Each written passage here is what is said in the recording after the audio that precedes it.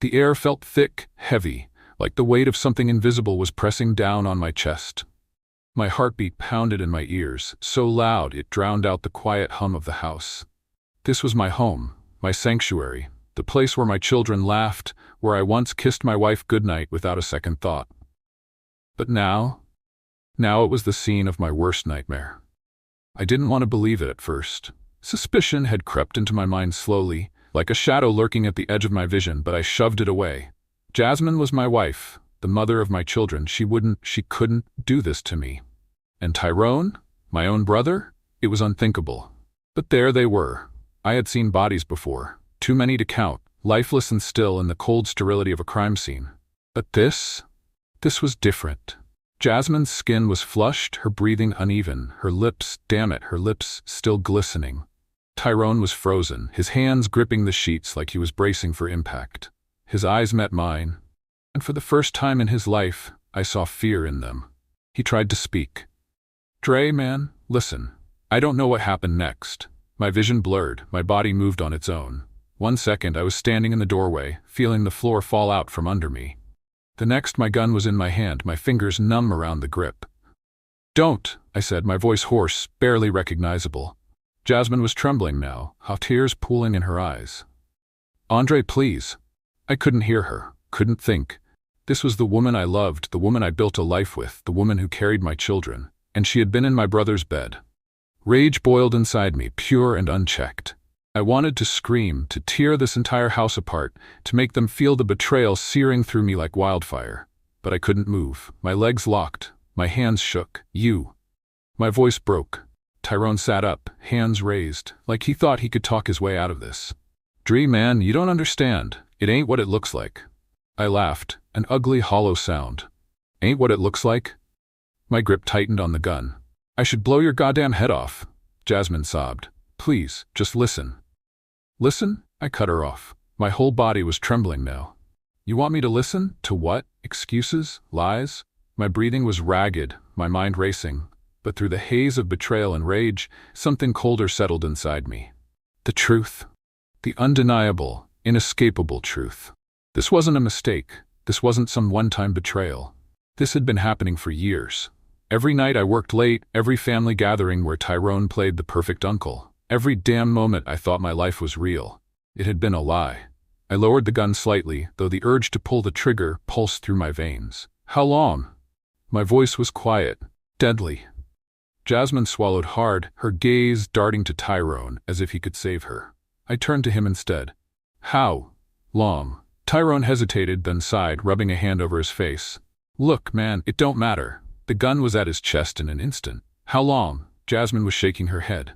"Please, Andre, just put the gun down. We can talk about this." "You should have thought about talking before you fucked my brother." Tyrone exhaled sharply. 10 years. The room spun. 10 years. 10 years. I took a step back, the weight of those words knocking the breath from my lungs. My mind reeled, flashing through memories that now felt like a cruel joke. Malik's first football game, Jaden's birthday parties, Cameron's school plays, Jasmine holding our newborn daughter in her arms, smiling up at me like I was the luckiest man alive. 10 years. "So," I whispered, "who's the father?" Jasmine's face crumpled. My stomach lurched. I already knew the answer. The air around me felt suffocating, as if the walls of my own home were closing in, trapping me inside the worst moment of my life. 10 years. An entire decade of my marriage had been a lie. And the children. God, my children. I forced myself to breathe, to steady the storm raging inside me. Jasmine sat frozen, her hands gripping the sheets, her lips parted as if trying to form the words that might save her. But there was nothing she could say. Nothing that could undo what had already been done. Tyrone shifted uncomfortably. "Dre, listen, man, we didn't mean—" I cut him off with a bitter laugh, low and dangerous. "You didn't mean what? To get caught?" He had the nerve to look ashamed, dropping his gaze to the floor. I watched his hands curl into fists at his sides. Was he bracing himself? Preparing to fight? Jasmine finally spoke, her voice trembling. "Andre, I never wanted to hurt you." Rage exploded inside me. "Never wanted to hurt me?" I spat. "You've been screwing my brother for 10 years, Jasmine. How the hell do you say that with a straight face?" She flinched at my words, but I didn't care. I turned back to Tyrone. my grip tightening on the gun again. And you, my own brother. My voice dropped to a whisper. You sat at my table, played with my kids, called me your blood. His jaw clenched, but he didn't respond. Maybe he finally realized there was nothing to say. I took a step back, the floorboards creaking under my weight. My heart pounded, my mind raced. I should end this. I should put a bullet in him, then one in her. But then, I thought about my children. Malik, Jaden, Cameron, and Alia. The ones I had raised. The ones who had called me dad every day of their lives. Were they mine? I staggered back another step, the bile rising in my throat. Jasmine must have sensed where my mind was going, because suddenly she was sobbing. Andre, please, she gasped. Whatever you're thinking, please don't do it. They need you. You're their father. But was I? My head was spinning. The gun in my hand felt heavier, as if the weight of my shattered life had settled into the metal itself. The sound of footsteps thudding down the hallway made my blood turn cold. Dad? Malik. His voice was groggy, full of sleep. A 14-year-old boy who had no idea that the life he knew was crumbling before his eyes. I turned toward the door just as it creaked open. Malik stood there, rubbing his eyes, frowning. What's going on? He asked, his voice laced with confusion. Jasmine immediately wrapped the sheet around herself, scrambling out of the bed. Nothing, baby. Go back to bed. But Malik wasn't stupid. His gaze flickered from me to Tyrone, to the gun in my hand. His body tensed. Dad? His voice wavered now. I felt sick. Malik had always looked up to me. He wanted to be like me. What would he see now? A father or a monster? I forced myself to lower the gun, my breath coming in ragged gasps. My entire body shook. Tyrone exhaled in relief. I wanted to kill him just for that. Jasmine took a cautious step toward me. Andre, please, she whispered. Think about the kids. The kids. My kids. Or maybe not mine at all. I felt my knees go weak. Malik stepped further into the room, glancing between all of us. He was too smart not to realize something was horribly wrong. Uncle Tyrone? He asked, confused. Why are you here? Tyrone opened his mouth, then closed it again. He had no answer. Jasmine was still crying, still shaking. And me? I was done. I turned away from all of them, stumbling out of the room. My vision blurred as I made my way down the hallway, down the stairs. My hands were numb, my mind blank. I couldn't breathe. This wasn't happening. This couldn't be real, but it was. When I reached the living room, my legs gave out. I collapsed onto the couch, dropping the gun onto the coffee table. What the hell was I supposed to do now? I sat there in the dark, the weight of everything pressing down on me like a boulder crushing my chest. The gun lay on the table in front of me, a silent threat, a reminder of just how close I had come to making a decision I couldn't take back. My hands trembled, my breath was shallow. My entire body was still running on the adrenaline of rage and devastation. Upstairs, I could hear Jasmine moving, probably throwing on clothes, whispering something frantically to Tyrone. I didn't care. My mind was stuck on one thought. My kids who might not even be mine. Malik was still awake. I knew it. I could feel it. He wasn't stupid. He'd seen too much already. I rubbed a hand over my face, trying to push down the nausea curling in my stomach. How the hell was I supposed to look at them and pretend like nothing had changed? Except, everything had changed. Footsteps. Soft, hesitant. I lifted my head just as Malik stepped into the dim light of the living room. Dad? His voice was quiet. Careful. I exhaled sharply and leaned back against the couch, trying to collect myself. Go to bed, Malik. He didn't move. His eyes darted to the gun, then back to me.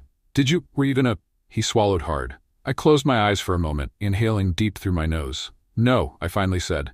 But I wanted to. Malik flinched. The words had come out too raw, too real. He shifted awkwardly, his hands gripping the hem of his t-shirt. Dad, what's going on? I wanted to lie to him, tell him it was nothing, that everything would be fine. But I couldn't. Not anymore. Your mom, I said, my voice hoarse, has been cheating on me. Malik blinked. What? I looked him dead in the eyes. With Tyrone, he staggered back a step like I had punched him. His lips parted, but no words came out. I could see it, the way his mind was working, trying to process something so ugly, so impossible. And then realization. His expression twisted, and he shook his head. No, no way. I said nothing. His breath hitched. Dad, you're lying. I let out a bitter laugh. I wish I was. Malik's hands curled into fists. He was angry. Good, he should be. I watched as the emotions flickered across his face: shock, disbelief, hurt, fury. He turned toward the stairs. "Malik," he stopped. "Don't wake your brothers," I said, my voice firmer now. He was breathing hard, his chest rising and falling rapidly. I want to ask her," he said through gritted teeth. "She'll lie," I said. "She's been lying for 10 years. Malik squeezed his eyes shut like he was trying to wake up from a nightmare. Then, slowly, he turned back to me. "Are we even yours?" The question shattered something inside me. I couldn't speak. Because I didn't know. Because I had spent years raising those kids, loving them like they were my blood. But now I wasn't sure. Malik must have seen the answer in my face because his own crumbled. He backed up, shaking his head again. "This isn't real. This isn't happening." "I wish it wasn't." He looked at me then, really looked at me, his eyes glossy with unshed tears. "What do we do?" he whispered. I wished I had an answer, but I didn't. Instead, I looked at the gun on the table, then at the front door. I had 2 choices. I could end it all right here, punish them the way my rage demanded, or I could walk away, for the kids. For Malik, Jaden, Cameron, and Alia, no matter whose blood ran through their veins. I let out a shaky breath and stood up. Malik tensed. I walked past him, picked up my keys, and opened the front door. Cool night air rushed in. Malik watched me, confused. "Where are you going?" I hesitated. Then I looked back at him, at the boy who had spent his whole life thinking I was his father. Maybe blood didn't matter, maybe it did. All I knew was that if I stayed, if I let my anger consume me, I would do something that I couldn't take back. So I stepped out onto the porch, and I left. The night air hit me like a slap. Cold, sharp. It felt like a jolt, like something trying to wake me up from the nightmare I was trapped in. But this wasn't a dream. This was my life, unraveling thread by thread. I got in my car, gripping the wheels so tightly my knuckles went white.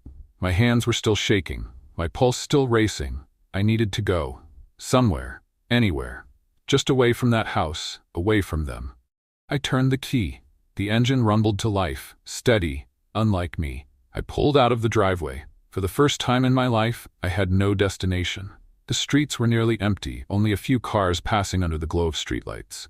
I drove aimlessly, past darkened houses, past storefronts with their metal shutters down. Everything was quiet, peaceful. It didn't match the chaos inside my head. My phone buzzed. I ignored it. Then it buzzed again, and again. I gritted my teeth, glancing down. Jasmine. I turned the phone face down on the passenger seat. I didn't want to hear her voice. Didn't want to listen to whatever pathetic excuses she had lined up. Not now, not ever. But then another name flashed on the screen. Malik. I hesitated. He was just a kid. My kid? Or maybe not, but he was mine in every way that mattered. With a deep breath, I picked up the phone and answered. "Yeah?" His voice was small, hesitant. "Where are you?" I exhaled through my nose. "Driving." "Are you coming back?" I didn't answer right away. I didn't know how to. "Dad," he pressed, voice cracking. "Please, you can't just leave." My grip tightened on the wheel. "I don't know if I can stay." Silence, then softer. "We need you." My chest ached. "Malik," I swallowed hard. "You don't understand." "I do," he cut in. "I know you're hurt. I know you want to run, but what about us? Me, Jaden, Cameron, Alia? What happens to us if you leave?" I had no answer for that. I wanted to tell him I'd always be there for them, that nothing would change. But everything had changed. I couldn't promise them anything. Not anymore. "Just," his voice wavered, "don't disappear, okay?" I closed my eyes for a moment, nodded, even though he couldn't see me. "Okay." I hung up before I could second-guess myself. I pulled into an empty parking lot and turned off the engine. The silence that followed was deafening. I leaned back, staring at the dark sky, watching the faint twinkle of stars that felt so distant, so out of reach. What the hell was I supposed to do now? I must have sat there for hours, my mind replaying everything like a broken record. Every memory, every laugh, every moment that had felt real but wasn't. The weight of it all was suffocating. A sharp knock on my window jolted me. I snapped to attention, my instincts kicking in. My hand flew to my gun before I even registered who it was. Detective Marcus Evans, a friend, a colleague. And judging by the look on his face, he already knew. I rolled down the window slowly. "Marcus?" He sighed, rubbing a hand over his bald head. "You want to tell me what's going on, Dre?"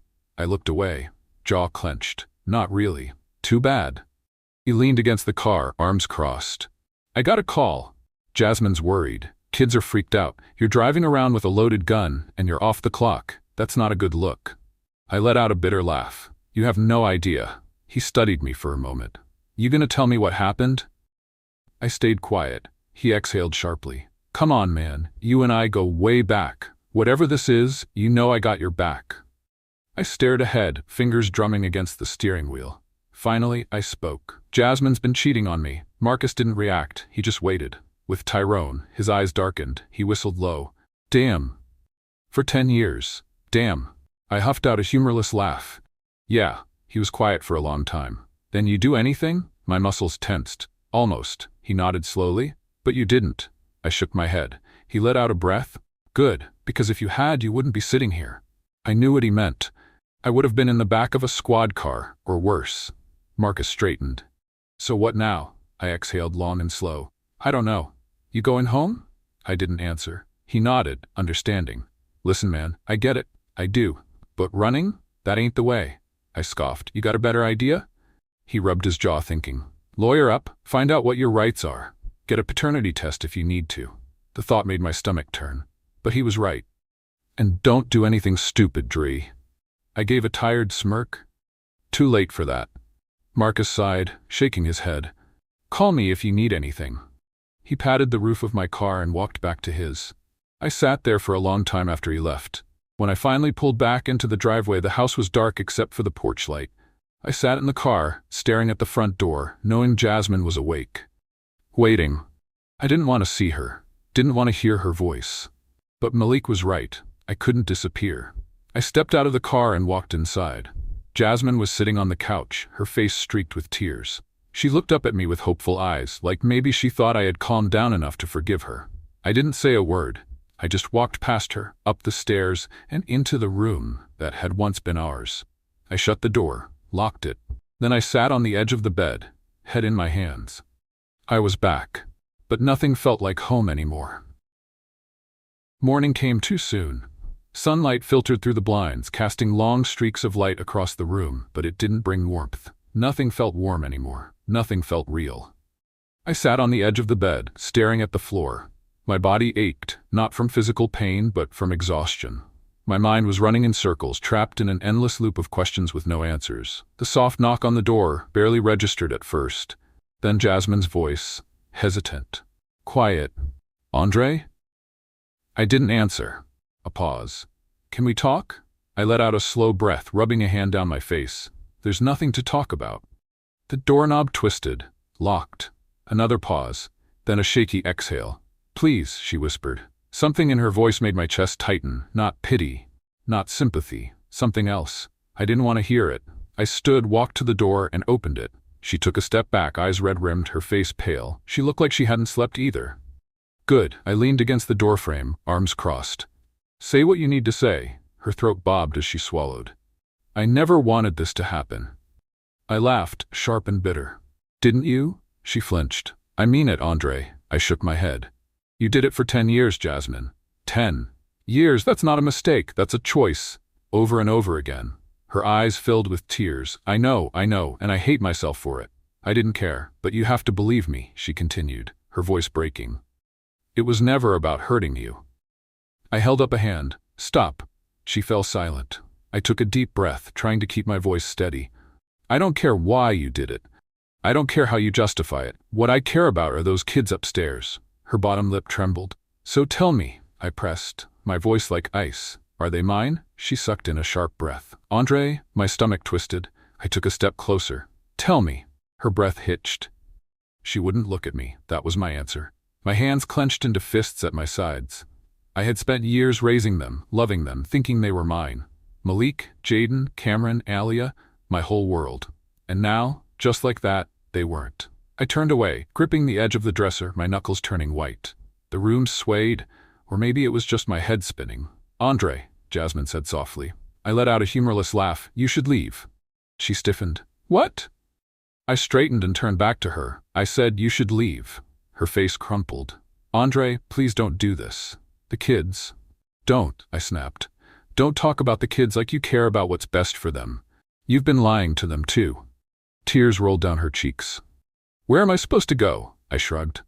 Not my problem. She sobbed. "Please, Andre, we can fix this."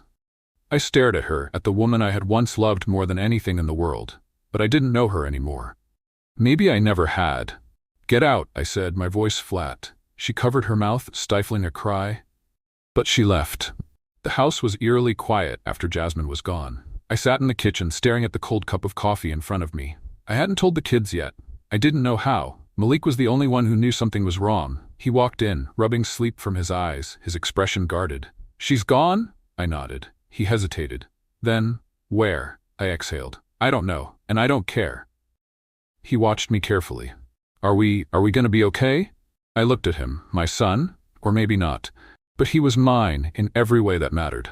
I reached across the table, gripping his shoulder. "Yeah," I said. "We're gonna be okay." It wasn't the truth. Not yet, but maybe one day it would be. The days blurred together after Jasmine left. The house felt different, quieter, heavier, like the air had thickened with the weight of everything unsaid.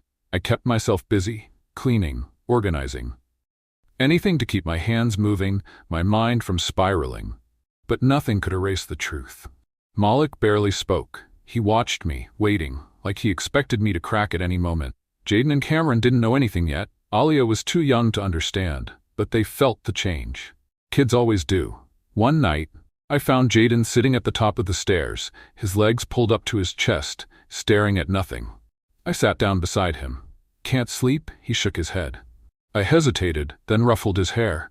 "What's on your mind?" His small voice was barely above a whisper. "Where's Mom?" I exhaled, pressing my fingers to my temple. I had spent hours trying to figure out how to answer that question. Finally, I settled on the only truth I could give him. "She's not coming back." His head snapped toward me. "Ever?" I swallowed hard. "No."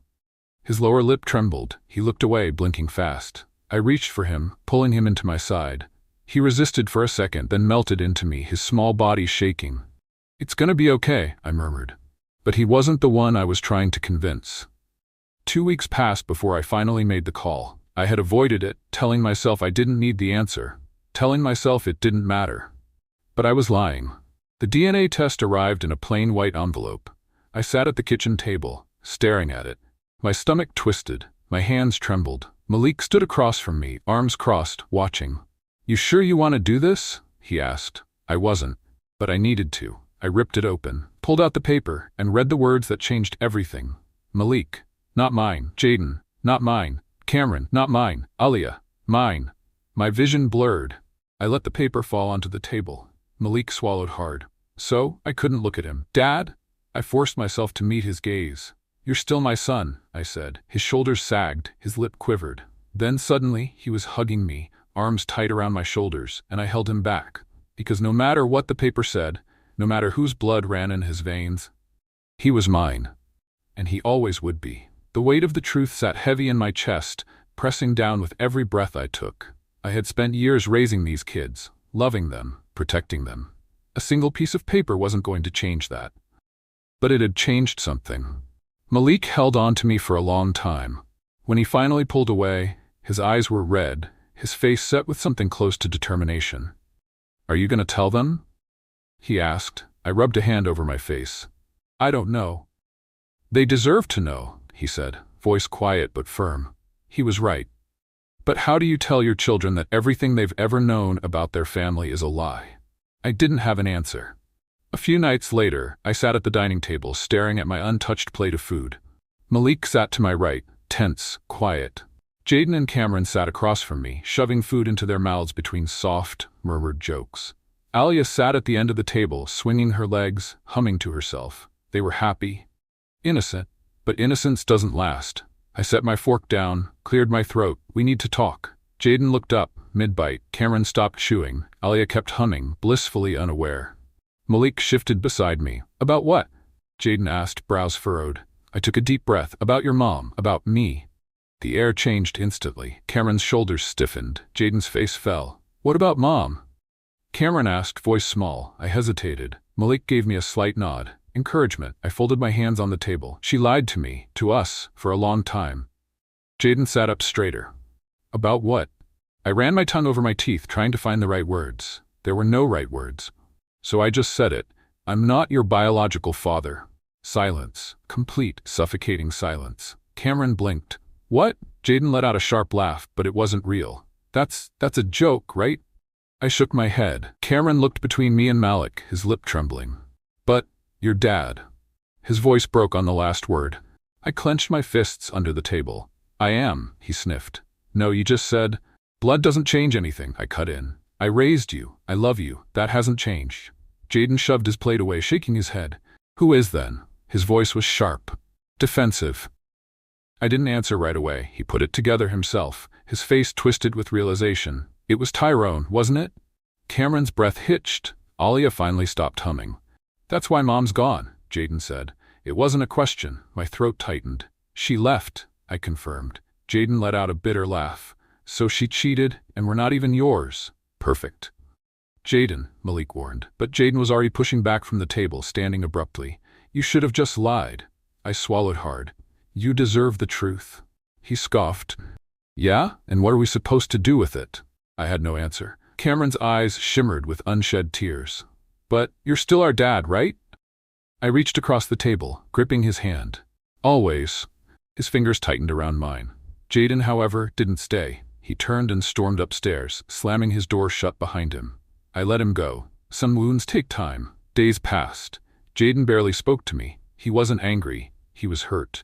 I could see it in the way he looked at me, like he wanted to believe what I said, but couldn't. One night, I found him sitting outside on the back porch, staring at the dark sky. I sat beside him. He didn't acknowledge me at first. After a long silence, he said, You know, I used to brag about you. I blinked. What? His voice was flat, distant. To my friends, I'd tell them my dad was the sheriff, that he was strong, a good man, that he was the kind of dad they all wished they had. My chest ached. I looked up to you, he murmured, more than anyone. I exhaled slowly. And now? He was quiet. I turned to him. Jaden, does it really change that much? A DNA test? He clenched his jaw. It changes everything. I shook my head. No, it doesn't, he scoffed. How can you say that? Because I was there when you took your first steps. I was there when you learned to ride a bike. I taught you how to throw a football. I was there when you got sick, when you were scared. I've been there every single day of your life. His throat bobbed. I leaned forward, my voice softer. You think a test is going to erase all of that? His breath stuttered. Finally, he turned to face me. His lip quivered. You still love me? He whispered. I didn't hesitate. More than anything. His face crumpled. I pulled him in, held him as he shook, and for the first time in weeks I let myself cry too. Because this was my son. Maybe not by blood, but in every way that mattered. The days that followed were slow, quiet. There was still tension in the house, but it had changed. It wasn't the kind that cracked the walls and made every conversation feel like a battle waiting to happen. It was softer, lingering, like an old wound that hadn't fully healed but wasn't bleeding anymore. Jaden wasn't avoiding me as much. Cameron had stuck to my side like glue since our conversation. Alia was still blissfully unaware of what had shattered around her, and I was thankful for that. Malik, as always, was steady. But none of us had seen Jasmine since she left, until the day she showed up. It was late afternoon when I heard a knock on the door. I had just finished washing the dishes when Malik walked into the kitchen, his face unreadable. It's Mom. I froze. A deep breath, then I dried my hands and walked to the front door. She stood there, hair tied back, wearing an old sweatshirt that wasn't hers, probably one of Tyrone's. Just the sight of her made my stomach churn. But I didn't slam the door in her face. Not yet. What do you want? I asked, voice flat. Her eyes darted past me into the house. I need to see them. I exhaled slowly. Jasmine, please, Andre. Her voice cracked. I know I don't deserve it, but they're my kids. My jaw clenched. They're my kids too. She flinched, but didn't argue. I stepped aside. She walked in cautiously like she knew she didn't belong here anymore. Malik was leaning against the staircase, arms crossed. Jaden sat on the couch, eyes locked onto the floor. Cameron was at the dining table, gripping the edge like he was bracing for impact. Alia, the only one who didn't understand, gasped the second she saw her mother and ran straight into her arms.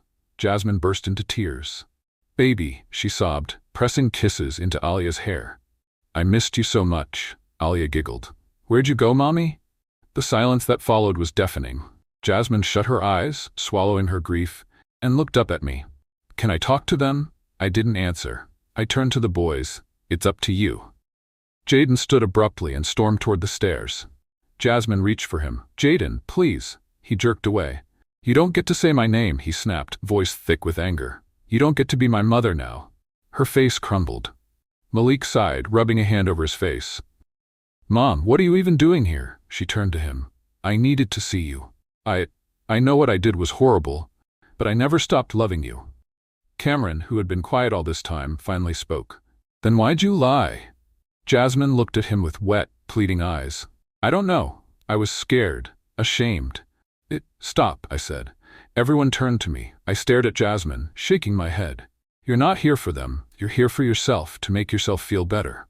That's not true, she whispered. I exhaled, glancing at the boys. You don't owe her anything. Jasmine choked on a sob. Malik let out a long breath. You should go, Mom. Jasmine looked between all of them, her hands trembling. Leave, Jaden snapped. She hesitated, then kissed Alia's forehead and walked toward the door. Before she stepped out, she turned back to me, eyes filled with something desperate. You hate me, don't you? I was quiet for a long moment. Then I said, I don't feel anything for you anymore. Her breath hitched. She left. The door shut behind her, and just like that, the weight of her presence was gone. Later that night, I found Malik sitting on the back porch, staring up at the stars. I sat next to him. He didn't speak right away. Then, after a long silence, he said, Do you think we'll be okay? I looked up at the sky. I thought about everything that had happened. The betrayal, the pain, the lies, and the fact that, somehow, we were still standing. I put a hand on his shoulder. Yeah, I said, we'll be okay. And for the first time in a long time, I believed it. The house was quiet again, but this time it wasn't empty. The weight that had settled over it for weeks had started to lift, like a storm passing, leaving behind only the wreckage. But wreckage could be rebuilt. I sat on the porch watching the sky fade into deep blue, the last bits of sunlight stretching across the horizon. Inside, Cameron and Jaden were playing video games, their laughter slipping through the open window. Alia had fallen asleep on the couch, curled up with her stuffed rabbit. Malik was next to me, silent but steady. The wind shifted, carrying a familiar scent, Jasmine's perfume. Even though she was long gone, the ghost of her presence lingered. But ghosts had no power here anymore. I had spent years believing in something that wasn't real, a love that never truly existed, a family built on lies. But the truth, as painful as it was, had set me free. Jasmine had tried to call again, tried to send messages that I didn't read. Maybe she thought time could fix what she had broken. Maybe she thought I'd come running back. But time only exposed the cracks deeper. She had lost everything. I had lost something too, but not everything. Because in the end, I still had them. The kids, the laughter, the love that wasn't bound by DNA. I turned to Malik. You still thinking about it? I asked. He exhaled slowly. A little. I nodded. It'll take time. Do you ever wonder if she regrets it? I thought about Jasmine, alone somewhere, watching her phone, waiting for calls that wouldn't come. I thought about Tyrone, his reckless arrogance finally costing him something he couldn't talk his way out of. Maybe, I said, but regrets don't change anything. Malik leaned back in his chair. Guess not. The stars were out now, blinking above us. I thought about how different life was going to be from here on out. Then, I thought about the people who had stayed, the ones who were worth fighting for. You ever think, Malik started, that things happen for a reason? I let the thought settle. Then I smiled. Maybe. The past was gone, the future was waiting, and for the first time in a long time, I wasn't afraid to walk toward it. What would you have done? Can betrayal ever truly be forgiven? Let me know in the comments.